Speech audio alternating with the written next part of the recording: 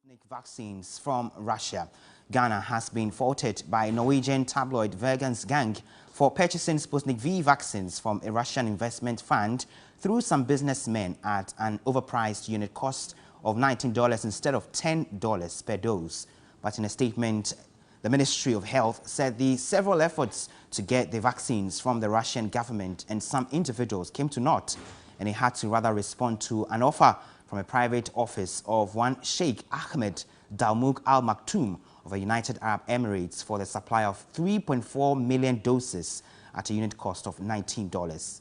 Part of a statement read, "It should be noted that the $10 per price dose, which is being proposed as correct price, is the ex-factory price, which is only obtained from government-to-government arrangements."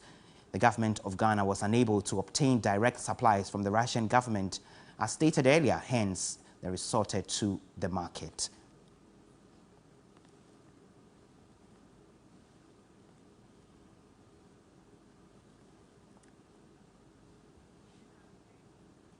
So that's the statement coming through from the Ministry of Health on this particular development. Meanwhile, the Minister for Finance, Ken Ofori-Atta, has been explaining why government decided to buy the Sputnik V vaccines from Russia. He spoke to a Norwegian journalist, Marcus Tobiasen.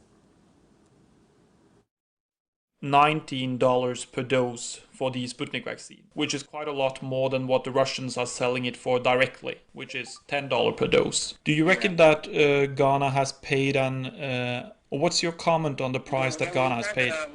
Yeah, Marcus, we had a period in which we had gotten close to 1 million AstraZeneca vaccines, which had been sort of well administered and deployed, and had very little left, and then we had the second doses coming up. So we were really forced to look at, how to get some new doses into the system, and I think we agreed to 300,000 transaction in terms of Sputnik vaccines, which we did, and I think the Ministry of Health was looking at maybe another 1 million vaccines, but really that one is on condition that we don't get the AstraZeneca's or Johnson & Johnson or Pfizer in the interim period. But would you comment on the fact that the price was almost double of what the Russians normally charge if they sell directly?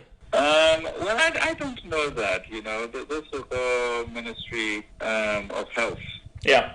In terms of that, and I'm expecting that, Because that's my question, or sort of the outlook of the article, one of the central questions is if countries that are left behind to find vaccines for themselves, that are far behind in the line, if they get penalized doubly, that first they have to wait for vaccines longer than a number of wealthy countries that have hoarded vaccine for themselves. And then on top of that, they have to pay a higher price for the vaccines because they have to go through intermediaries like middlemen. Is that something you fear might happen to Ghana? I think, Marcus, if you look at the global financial architecture, you realize the inequities embedded in the system, and then you look at sort of the story of these vaccines, and it's really quite saddening and unacceptable. I think that there's about 1.4 billion, close to 1.5 billion doses that have been administered globally at this time, of which Africa is about 20 million. So joining me via Zoom is the Norwegian journalist with the country's largest newspaper who did this particular investigative piece, Marcus Tobiasen. Thank you, Marcus, for joining me here on Midday Live. I imagine you've seen the release from the Ministry of Health of Ghana on the findings from your investigative piece. How do you react to these? Yes, I have read it. And I would say that it is not a rebuttal of the facts that we have presented, but rather an explanation for why the Ghanaian government did what they did.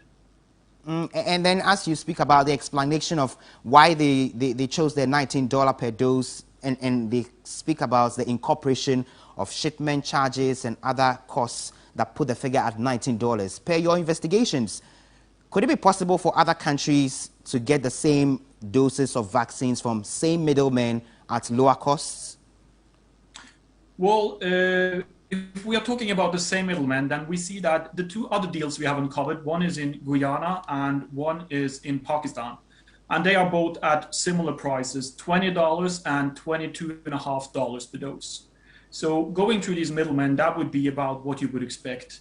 As we also published, for example, documents pertaining to deals made in Slovakia and Hungary, where the governments of these countries have been able to buy vaccines directly from the Russians at a price of $10 per vaccine, which is also what the Russians have stated will be the international selling price of the vaccine. Tell me, what more findings came out of this piece that you put together? In fact, the middlemen that are being spoken of, there are concerns about the integrity of these middlemen and their background and their financial sustainability or soundness of these persons to carry out the businesses they carried out. What more has been developing from your piece? So the formal part of the deal is the private office of Sheikh Ahmed Al Maktoum, who is a member of the royal family of Dubai. But he has for a number of years been working with another individual, which name is Umar Farokh Sahor. Now, Farokh Sahor is a Pakistani national, but he grew up in Norway. He has previously been, he has been under several criminal prosecution. He has been convicted of embezzlement several years ago. And back in 2010, he was charged related to a big bank fraud case. He left the country, so he has never been apprehended by the Norwegian police, who has been seeking his arrest for more than 10 years. It would be said that he denies these charges as baseless, but the Norwegian government still wants him. Before I let you go, Marcus, what will be your expectation of the Ghanaian government going forward? Now that the Ministry of Health has come to issue the statement, not rebutting any of the findings you made, but just trying to clarify or explain exactly what went to the decision they took to procure those vaccines at $19 per dose. I would say that, one, it will highlight what is an international debate regarding uneven distribution of vaccine. That's one part of it, which I imagine will be a debate that will now flare up again in Ghana as well. The second thing is that there are still a lot of unanswered details. So it is still unclear exactly how the deal came about. And there are a number of details in the deals that are still unknown. For example, there was put forth in an article in Ghana quoting that who was leading these negotiations. We know that Umar Farokh Sahor was there at the airport when they met with the Ministry of Health and delivered the first 15,000 doses. But I think there are still a number of points that needs clarification, which would be helpful to bring further light on how this came about. All right, thank you very much, Marcus Tobiasen there, the journalist who carried out that investigative piece with Norwegian newspaper VG. They're speaking to us here.